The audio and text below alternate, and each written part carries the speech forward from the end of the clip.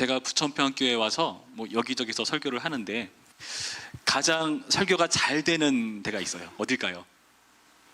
청년부요? 네, 아멘. 청년부였으면 좋겠는데 안타깝게도 청년부는 아니에요. 정말 설교가 저의 평소의 실력보다 막 120% 이렇게 발산된 데가 있습니다. 어디냐? 화요 중보 기도회입니다. 거기는 어르신들이 많이 참석을 하시거든요. 그 지사님들, 권사님들 많이 참석을 하세요. 왜 제가 이렇게 실력 발휘가 잘 되는가? 리액션이 너무 좋으세요. 그래가지고 막 나의 실력보다 더 성령께서 역사하셔서 그렇게 된 거긴 하지만은 더 그렇게 잘 될 때가 있곤 합니다. 정말 설교하기가 어려운 데가 어딘지 아세요? 청년부? 네. 제가 설교를 이렇게 쭉 해보면은 중고등부가 가장 어려운 것 같아요. 제 개인적인 생각에는. 뭐 어린이들이야 거의 눈높이 맞춰서 뭐 재밌게 놀면서 하면 되는데 중고등부는 모래도 안 녹여요. 어떤 느낌이냐면은 여러분 이런 느낌 한번 생각해 보세요. 여러 사람 앞에서 내가 벌거벗겨서 앞에 서 있는 느낌이랄까요? 그 느낌 아세요, 여러분? 모래도 안 통해. 청년부는 그나마 좀 난데 그래도 몇몇 분은 좀 그런 느낌을 주는 분이 계세요. 그러니까 얼굴도 좀 푸시고 리액션 잘해주시면 좋겠습니다. 우리는 어떠한 일을 할 때에 그 일에 대한 상대의 반응을 예상하고 기대를 하죠. 그렇지 않습니까? 분위기를 이렇게 보는 거죠. 분위기. 예를 들어서 우리가 상가집을 가는데 옷을 어떻게 입어야겠습니까? 예, 분위기에 맞게 입으려면은 가급적이면은 어두운 옷을 입어야죠, 그렇죠? 검정색 옷을 입어야죠. 결혼식은요? 좀 화사하고, 예. 여러분 사회생활할 때 이 정도 센스는 있으셔야 됩니다. 그 분위기에 맞게 옷을 갖춰 입고 가듯이 그것이 그 자리에 있어서 예의이죠. 예의이고 그게 옷을 잘 입는 방법이잖아요. 그렇지 않습니까? 내 생각에 내 기준에 이렇게 입는 게 옷을 잘 입는 걸 거야. 아니요, 그게 아니에요. 그 옷이 어떤 자리인가, 그렇죠? 여러분 옷 잘 입는 연예인들 보세요. 그 사람들이 항상 무대에서처럼 입지 않잖아요, 그렇죠?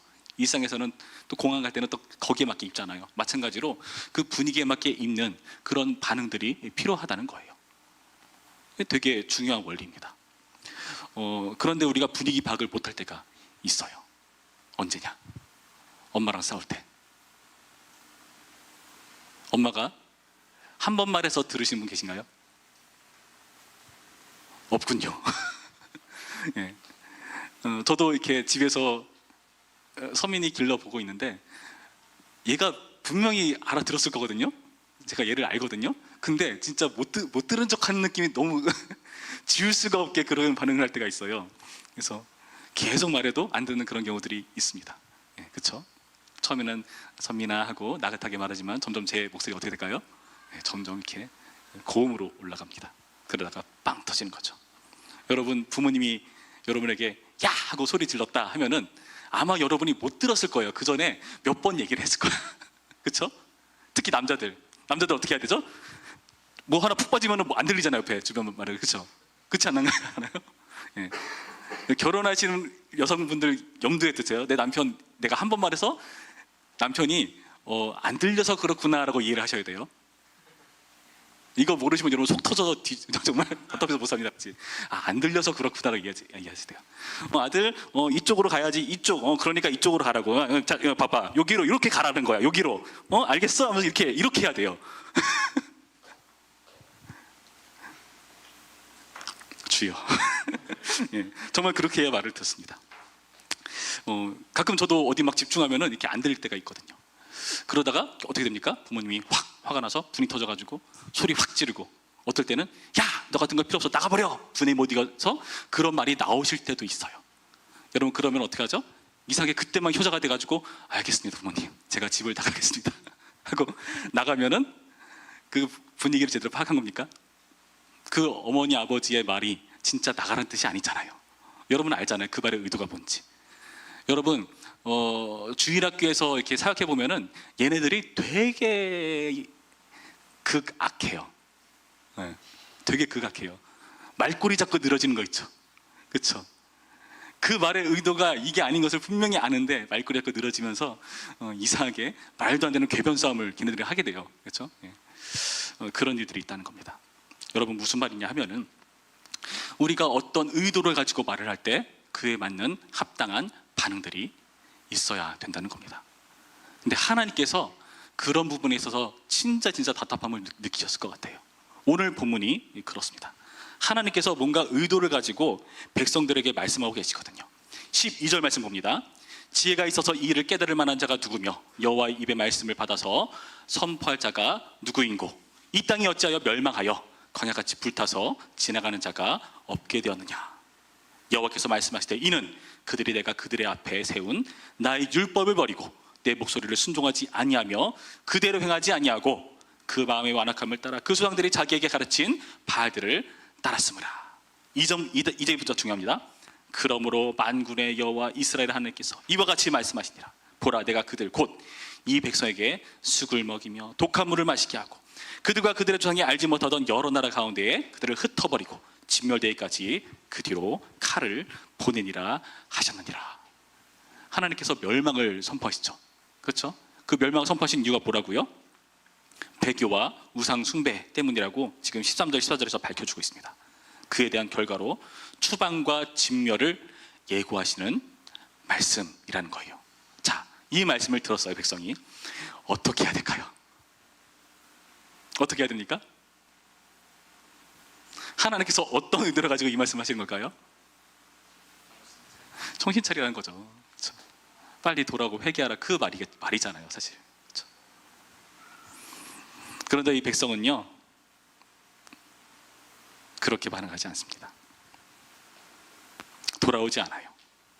그리고 심지어 단순히 돌아오지 않는 그런 행동 차원이 아니라 정말 분위기와 맞지 않는 반응들 보이고 있다는 겁니다.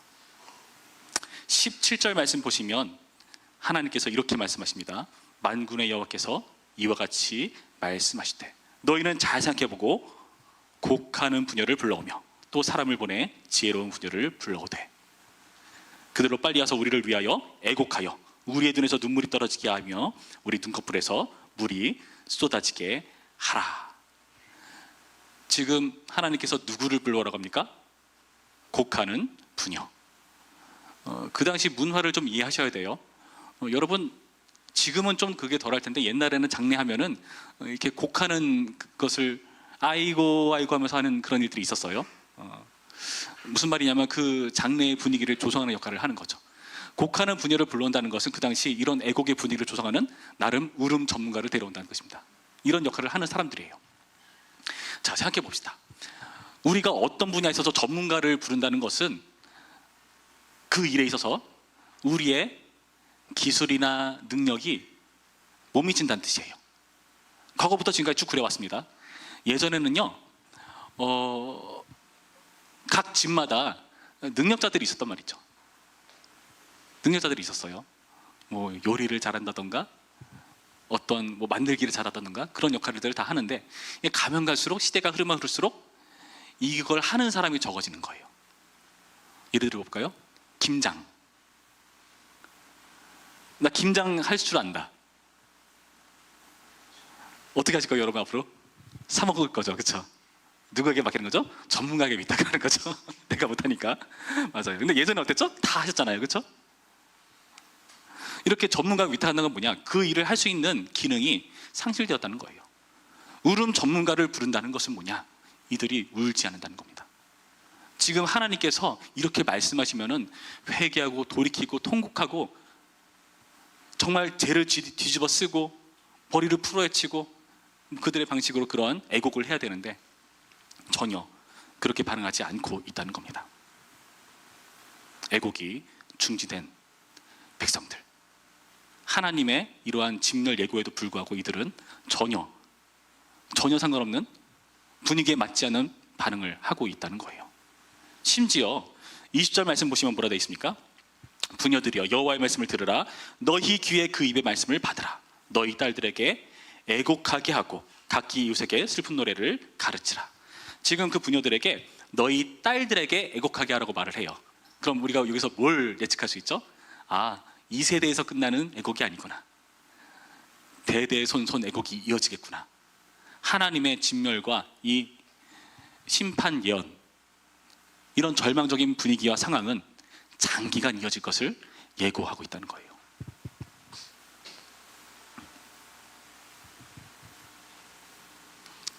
그래서 21절과 22절 말씀 보시면은 사망이 그들에게 들어와서 22절 사람의 시체가 분토같이 들에 떨어질 것이며 추수한 자의 뒤에 버려져 거두지 못한 곡식당같이 되리라. 무서운 말씀이죠. 이러한 심판이 이루어질 것을 예고하고 있다는 겁니다. 이 애곡하는 분열을 하나님께서 뭐라고 부르는지 아세요? 17절 뒤에 뭐라 되어 있죠? 지혜로운 분열을 불러오되. 지혜롭다고 말을 해요. 왜 지혜롭다고 할까요? 분위기 파악을 할 줄 아니까. 울어야 될 때 울 줄 아니까 지혜롭다고 말하는 겁니다. 그러나 이들은 이런 지혜가 없는 사람들이라는 거죠. 여러분, 왜 사람들은 이렇게 무반응일까요? 왜 이렇게 반응이 없을까요?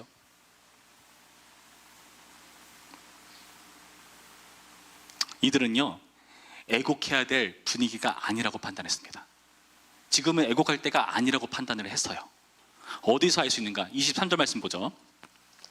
여호와께서 이와 같이 말씀하시되 지혜로운 자는 그의 지혜를 자랑하지 말라. 용사는 그의 용맹을 자랑하지 말라. 부자는 그의 부함을 자랑하지 말라. 여기 나타난 지혜, 용맹, 부함 뭐 다 좋은 겁니다. 다 좋은 건데 지금 이렇게 이런 것들을 자랑하지 말라는 것은 무슨 의도일까요? 그 좋은 것들이 이들에겐 좋지 못한 반응이라는 겁니다. 지혜와 용맹과 부함을 자랑한다는 것은 자신들에게 능력이 있다는 것을 자부하는 표현이죠. 나는 힘이 있고 능력이 있고 원하면 뭐든지 할 수 있고 그런 자기에 대한 긍정을 갖고 있다는 뜻이에요. 실제로 이스라엘 분위기가 그랬을 겁니다. 바벨론, 걔네들이 누군데? 우리는 지금 잘 나가고 있는데 성전도 있고 우리는 여기 나타난 데와 같이 지혜롭고 용맹하고 부한 이런 상황 가운데 있는데 도대체 뭐가 대수란 말인가? 여러분, 참 신기하게도요, 한번 여러분 스스로 돌아보세요. 여러분 언제 하나님께 기도할까요? 여러분 언제 하나님께 기도할 것 같으세요? 예배당 나와서 통성으로 기도할 때 기도하죠, 그렇죠? 근데 그런 거 말고 여러분 개인적으로 여러분 인생에 있어서 어떤 시기가 왔을 때 여러분 기도할 것 같으십니까? 힘든 시기. 그런데 힘들지 않다? 괴롭지 않다? 그럼 참 신기하게도요, 우리는요 별로 그렇게 갈급하지가 않아요. 살만하거든요. 부족하지 않거든요. 그래서 하나님을 찾지 않습니다. 원래 이들은 어떤 걸 자랑해야 됩니까? 24절 자랑하는 자는 이것으로 자랑할지니 곧 명철하여 나를 아는 것과 나 여호와는 사랑과 정의와 공의를 땅에 행하는 자인 줄 깨닫는 것이니라. 나는 이 일을 기뻐하노라. 하나님께서 사랑과 정의와 공의의 하나님이신 것을 아는 것, 이 하나님을 아는 것을 자랑해야 됩니다.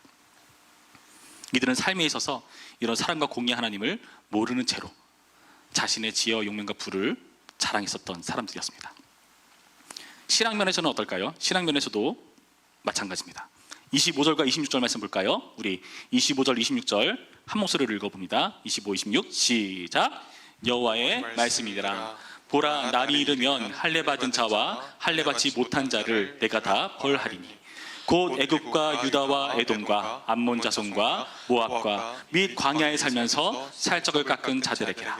무릇 모든 민족은 할례를 받지 못하였고 이스라엘은 마음의 할례를 받지 못하느니라 하시니라. 여러분, 신앙면에 있어서 이들은 어떤 사람들이었을까요? 오늘 본문을 보니까 할례 받은 자나 할례 받지 못한 자를 다 벌한다 말씀하세요. 할례 받은 자는 누구겠습니까? 당연히 하나님의 백성들인 이스라엘을 말하는 거겠죠. 할례 받지 않은 사람들은 이방인들. 그런데 요 다음 26절에 되게 이상한 말씀을 하세요. 여러 이방 나라를 언급합니다. 근데 그 이방 나라를 언급하는 중에 누가 등장합니까? 유다.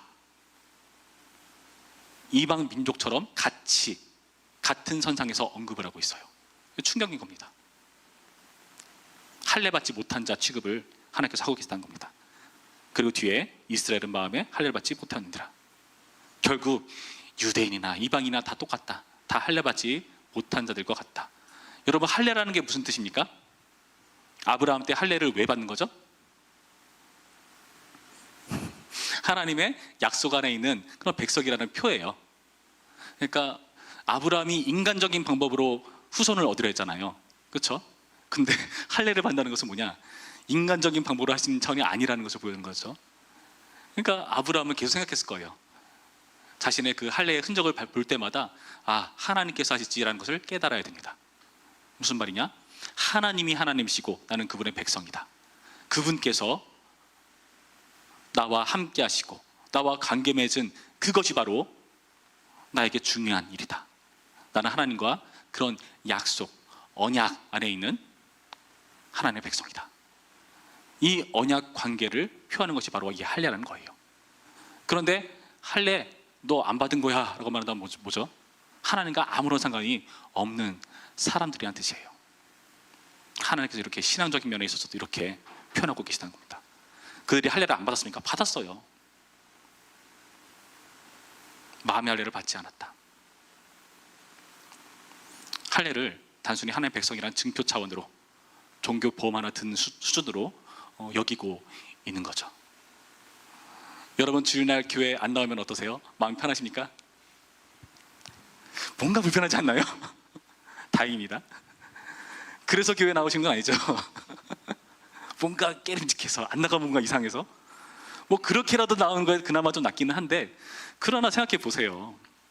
내가 단순히 예배당에 예배 나온 걸로 신앙이라는 것을 퉁치고 확인하고 돌아가는 차원의 신앙이라면 너무나 흐려요. 흐릿흐릿하죠. 여러분, 교회를, 기도를, 예수 그리스도를 영생을 위한 종교 보험 차원으로 여기고 계십니까? 근데 하나님께서는 그렇게 여기지 않고 계시다는 겁니다. 삶에 있어서나 신앙면에 있어서 이들은 하나님과 상관없어 보입니다. 여러분의 삶을 돌아보세요. 지금 이 자리에 있잖아요, 그렇죠? 우리의 일주일 중에 대부분의 시간은 여러분 각자의 삶이 있을 겁니다. 같이 청년과 대화를 나누다 보면은 그런 느낌 들 때가 있어요. 아, 이 친구는 되게 자기의 인생과 그 설교가 되게 중요한 사람이구나 하는 느낌이 들 때가 있어요. 당연히 중요하죠.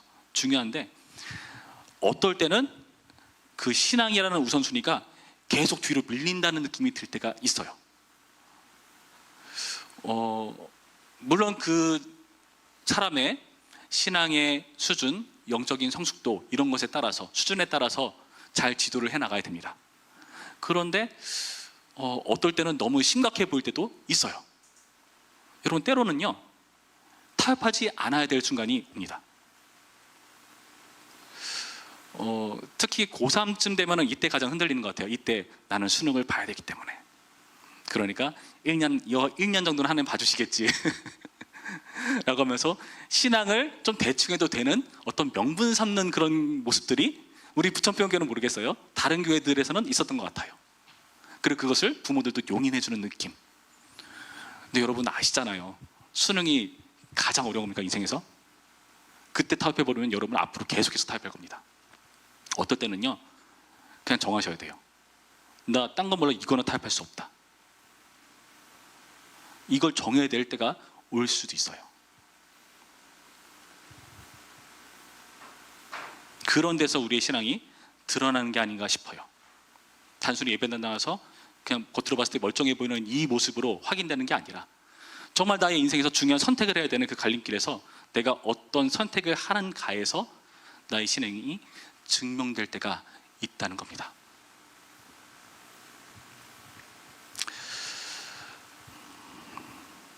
여러분은 어떻게 해야 우리가 우리의 모습을 돌아보고 회개하며 애곡할 수가 있을까요? 어떻게 해야 이 하나님께 대한 감각을 바르게 회복할 수가 있을까요? 여러분, 우리는요 하나님을 알아야 합니다. 하나님을 알아야 가능해요. 뭐 독려하는 거, 이렇게 나와야지라고 이렇게 신방 연락하는 거 뭐 필요하죠. 근데 그걸로 다 되는 것 같잖아요. 한두 번은 되죠. 근데 그게 궁극적으로 사람을 바꾸는 것 같지는 않습니다. 그럼 무엇이 우리를 바꿉니까?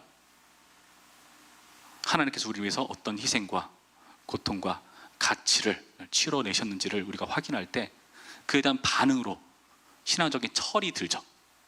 여러분, 언제 부모님 말이 들리기 시작합니까? 언제 철이 듭니까?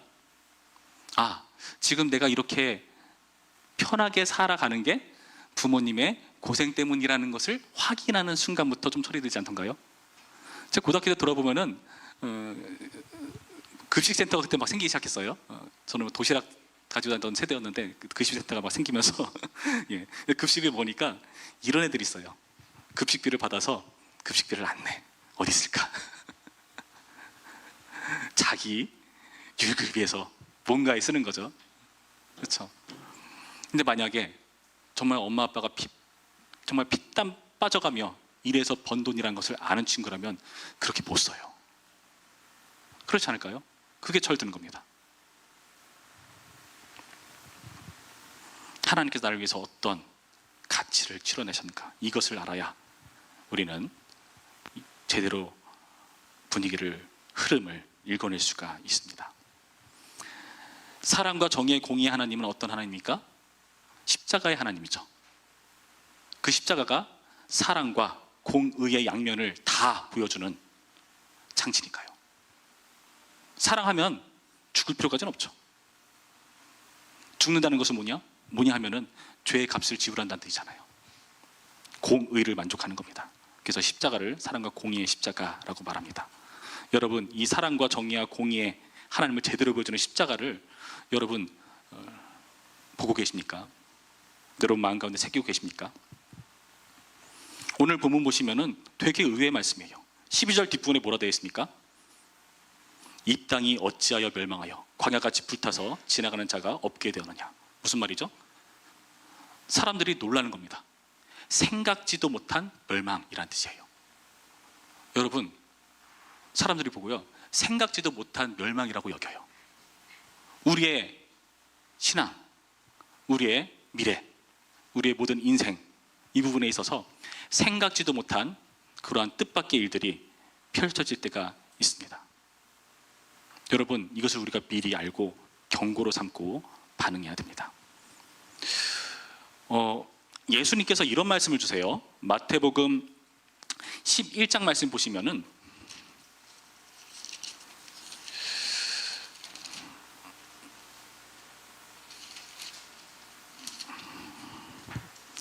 이런 말씀이 있습니다. 11장 20절에서 25절까지의 말씀을 제가 읽어드릴게요. 예수께서 권능을 가장 많이 행하신 고을들이 회개하지 아니하므로 그때 책망하시되 화 있을진저 고라사나 화 있을진저 베세다야 너에게 행한 모든 권능을 두로와 시돈에서 행하였더라면 그들이 벌써 베옷을 입고 제에 앉아 회개하였으리라. 내가 너에게 이르노니 심판날에 두로와 시돈이 너희보다 견디기 쉬우리라. 가브나움아 내가 하늘에까지 높아지겠느냐 음부에까지 낮아지리라. 내게 행한 모든 권능을 소돔에서 행하였더라면 그 성이 오늘까지 있었으리라. 내가 너에게 이르노니 심판날에 소돔 땅이 너보다 견디기 쉬우리라 하시니라. 그때에 예수께서 대답하여 이르시되 천지의 주제이신 아버지여 이것을 지혜롭고 슬기 있는 자들에게는 숨기시고 어린 아이들에게는 나타내심을 감사나이다. 여러분, 이게 어떤 사람들에게는 숨겨지고 어떤 사람들에게는 보여집니다. 여러분에게 이런 놀라운 신비가 보이는 은혜가 있었으면 좋겠습니다. 십자가가 보이는 은혜가 있었으면 좋겠어요. 하나님께서는요, 참 신기하도 성경을 보면은 좀 긴 분량을 차지하는 성경들이 있죠. 보통 선지서 이런 부분이 말씀이 길죠. 보면은 되게 반복되는 그러한 내용들이 있죠. 예레미야 대표적이죠. 긴 분량에 계속해서 하나님의 책망과 구중. 하나님께서 이렇게 책망과 구중을 길게 하신다는 것은 여러분 어떠한 의도 같습니까? 그만큼 오래 참고 계시다는 뜻 아닐까요? 요한계시록 제일 마지막에 내가 속히 오겠다 말씀하시고 아직까지 안 오고 계세요. 무슨 뜻일까요? 하나님과 우리의 시간 개념이 달라서요? 뭐 그렇게 볼 수 있습니다. 근데 그렇게 보지 말고 그냥 단순하게 어떤 느낌 같으세요? 기다리시는 거죠. 우리 회개할 때까지. 여러분, 노아의 홍수가요, 정말 긴 세월을 두고 하나님께서 기다리시다가 내는 홍수였어요. 성경에서 가장 오래 산 인물이 있거든요. 갑자기 이름이 기억 안 나네. 오래 산 인물. 그 인물이 죽으면서 홍수가 발생하거든요. 무슨 말이냐 하면은 하나님께서 그 긴 세월을 참고 계시다는 것을 보여주는 어떠한 장치가 됩니다. 여러분, 오래 참으시는 하나님을 여러분 인식하시기 바랍니다. 그리고 우리에게 지혜롭고 슬기 있다고 하면서 그 신비가 숨겨진 사람들이 아니라 어린 아이들처럼 하나님을 사모함으로 하나님께서 나타나시는, 하나님께서 보여주시는 그 놀라운 십자가를 여러분 가운데 새기는 그런 우리였으면 좋겠습니다. 저는 여러분들이 울어야 될 때 울었으면 좋겠고요, 웃어야 될 때 웃었으면 좋겠습니다. 근데 우리는 그런 기질들이 있어요. 우리는 나의 인생 하나만 보고 내 인생이 세상과 다를 때 울으려 합니다. 세상은 우는 것처럼 보이거든요. 근데 여러분, 세상이 웃고 있는 것처럼 보이죠. 그러나 우는 게 정상이에요. 왜요? 울어야 할 때니까. 울어야 하는 게 정상입니다.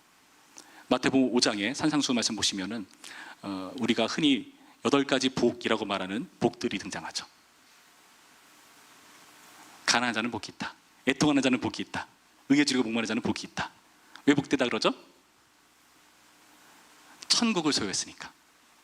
천국을 소유한 자의 반응이 그러한 애통과 가난과 그런 고통들이 일일이 열게 됩니다. 그것을 복되다고 말해요. 왜 그럴까요? 세상은 울지 않거든요. 근데 우리는 울거든요. 왜 울까요? 당연하죠. 그 웃고 있는 세상과 울고 있는 우리의 가치관이 다르기 때문에. 부딪히니까. 우리는 하나라 백성으로 살기 위해서 애쓰고, 세상은 세상에 여기 나타난 지혜와 용맹과 부를 자랑하는 것으로 웃고 있으니까 그 가치가 부딪힙니다. 부딪혀요. 그 부딪히는 과정에서 울게 되어 있습니다. 여러분, 그 울음을 회복하셔야 됩니다.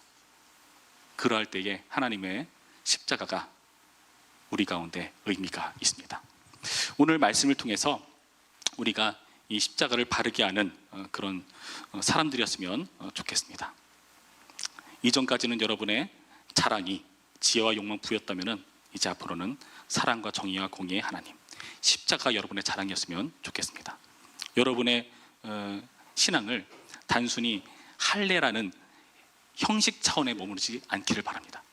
그러면 행동에 있어서도 할례받은 자답게, 세례받은 자답게, 하나의 백성답게 바꿔나가는 노력을 해나갔으면 좋겠습니다. 우시기 바랍니다. 지금 우는 자는 그날에 웃게 될 것입니다. 그 말씀이 우리의 말씀이 되기를 주님의 이름으로 축원합니다. 기도하겠습니다.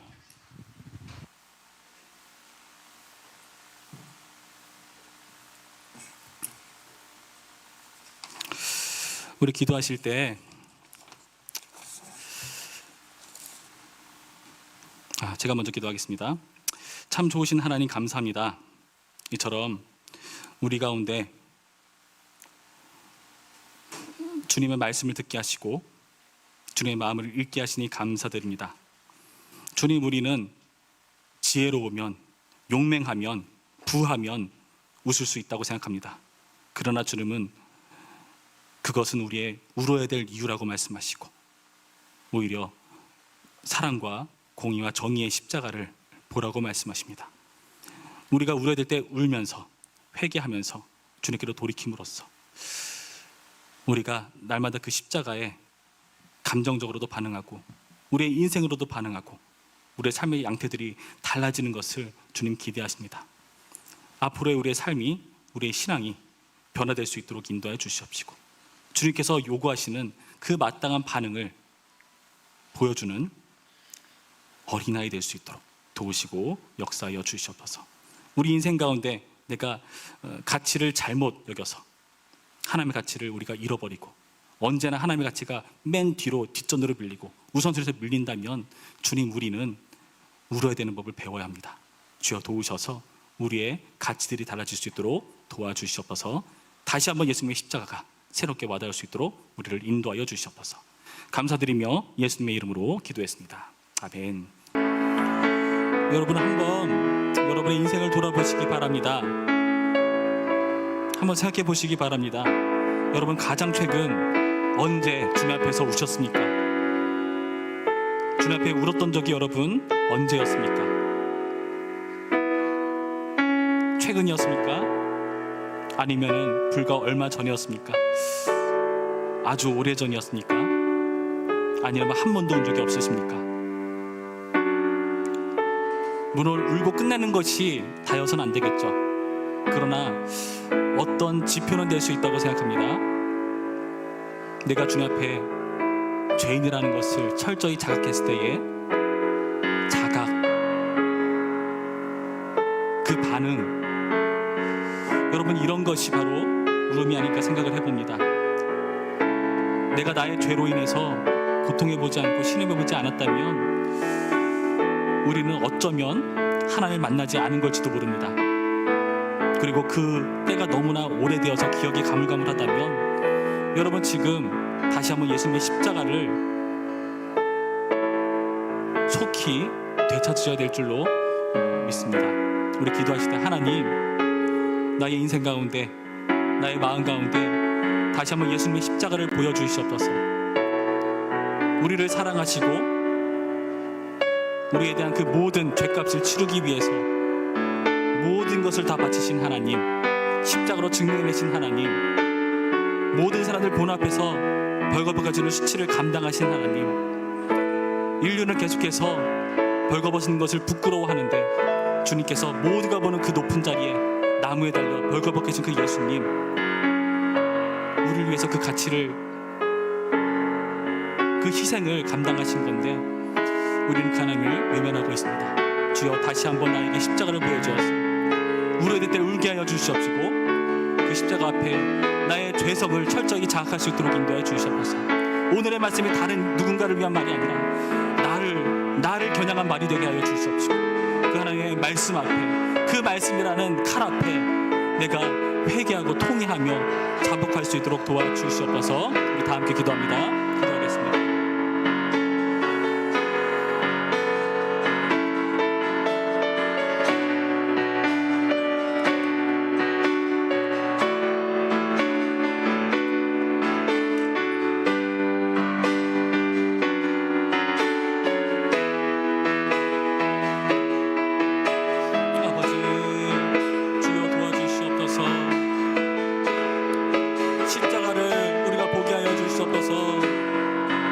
십자가를 우리가 간과하지 않게 하여 주시옵소서.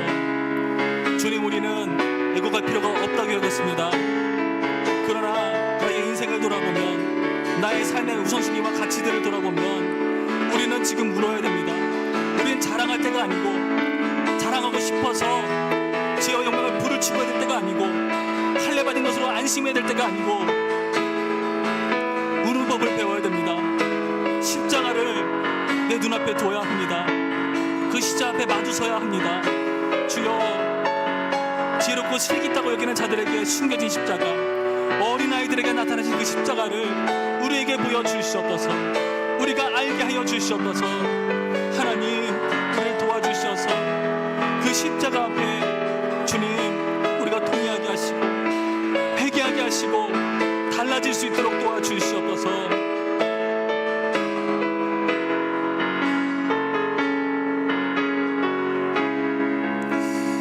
이런 생각 들 수도 있습니다. 나는 사실 지금 나름 신앙생활 잘 하고 있는데, 십자가 늘 붙잡고 있는데 우는 게 대수인가? 나는 잘하고 있잖아. 나는 그래도 아주 못하지는 않잖아. 그런 어중간한 위치에 서 있다고 여겨지신다면, 여러분, 오늘 말씀을 통해서 우리가 들여다봐야 될 것은, 예레미야는요, 그 민족의 이런 진노의 말씀 앞에 함께 울었고요, 하나님께서도 함께 우셨다는 사실을 우리는 다시 한번 생각해 봐야 됩니다. 여러분 혼자만 올 필요가 없습니까? 예레미야도 그렇고요, 예수님도 오셨습니다. 하나님도 오셨습니다. 무너져 내릴 성벽을 바라보시면서, 성전을 바라보시면서 예수님 그 미래를 예견하시고 우셨습니다. 주위에서 고통당하고 사망과 그 죄와 사망의 권세 아래서 무릎 꿇고 넘어지는 사람들을 볼 때마다 예수님 우셨습니다. 여러분, 우리는 울어야 됩니다. 우리는 나의 모습뿐만 아니라 울지 못하는 나로 울어야 됩니다. 나에게 주님 공동체의 마음을 허락하여 주시옵시고, 교회 한 지체로서의 마음을 허락하여 주시옵시고, 우는 자들과 함께 우는 자 될 수 있도록 인도하여 주시옵소서. 울지 않는 이 세상을 향해서 함께 울자고 말하는 자 될 수 있도록 인도하여 주시옵소서.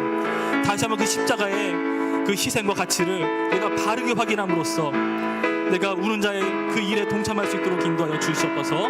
그런 예수 그리스도의 마음을 허락해달라고 우리 다 함께 기도하겠습니다. 기도합니다.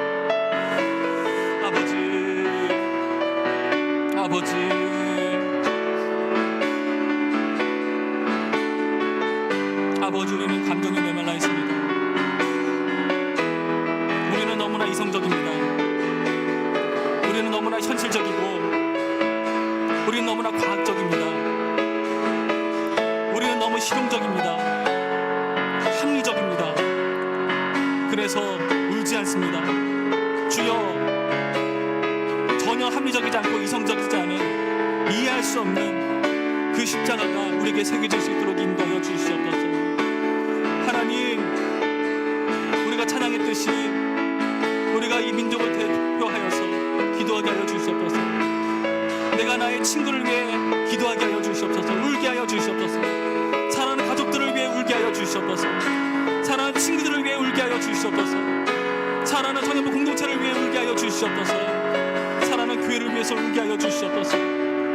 이 부천 지역을 위해서, 이 나라 민족을 위해서, 이 세상을 위해서 울게 하여 주시옵소서. 하나님, 주님께서 하신 그 울음의 일을 우리가 감당할 수 있도록 인도하여 주시옵소서. 하나님, 주여, 우리에게 울게 하시도록 육신을 허락하신 주님, 아버지, 하나님을 대신해서 울게 하여 주시옵소서. 아버지, 주님께 대표를 통하여 나아가는 우리 될 수 있도록 인도하여 주시옵소서. 주님께 돌아서는 우리 될 수 있도록 인도하여 주시옵소서.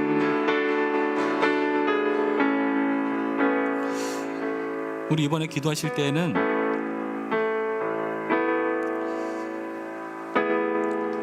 여러분의 삶 가운데 우선순위를 위해서 기도합시다. 청년의 때 미래가 많이 걱정됩니다. 그래서 준비를 해야 되죠. 바쁠 겁니다. 정신없을 겁니다. 뒤처지는 것처럼 느껴지면 불안하고 초조할 겁니다. 그러나 우리가 우리의 생사화복을 주장하시는 분이 하나님이라는 사실을 우리가 놓쳐서는 안 됩니다.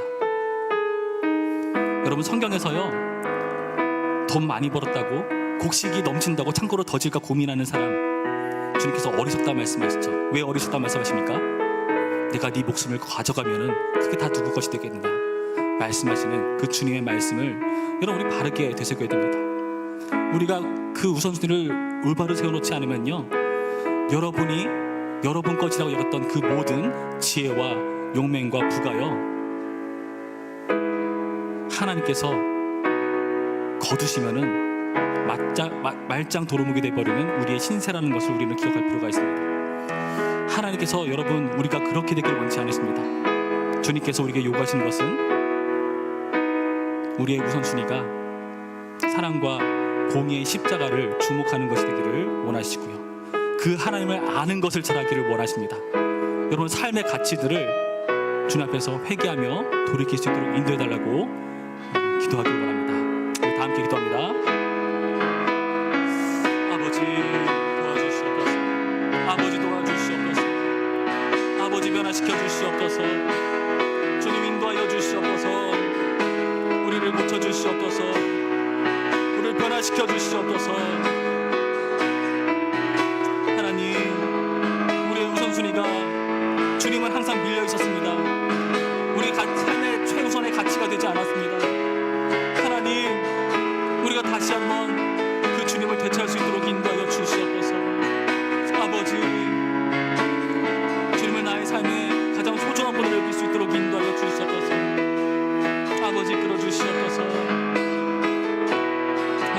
인도시켜 주시옵소서. 우리가 돌이킬 수 있도록 인도하여 주시옵소서. 우선순위가 달라질 수 있도록 인도하여 주시옵소서. 내 것 다 하고 남는 시간에 섬기는 하나님이 아니라 아버지, 가장 좋은 것을, 가장 우선된 것을 드리는 하나님 될 수 있도록 인도하여 주시옵소서. 오 하나님, 우리 변화시켜 주시옵소서.